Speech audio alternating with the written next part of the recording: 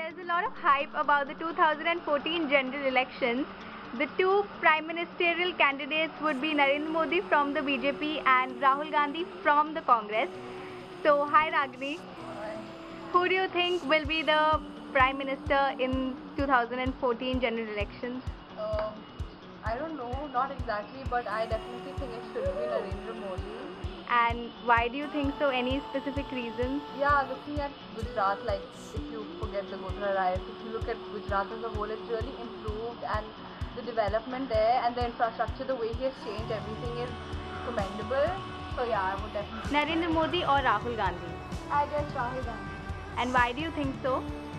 Because Congress has always been at power, and also 65% of the country comes from youth, and Rahul Gandhi is also youth himself, and his perspective will match with the young generation of a country.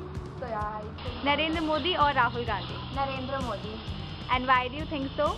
Because he's been a leader for a very long time now, and Congress time and again they've got a chance to prove what they could have done, and they've failed so many times.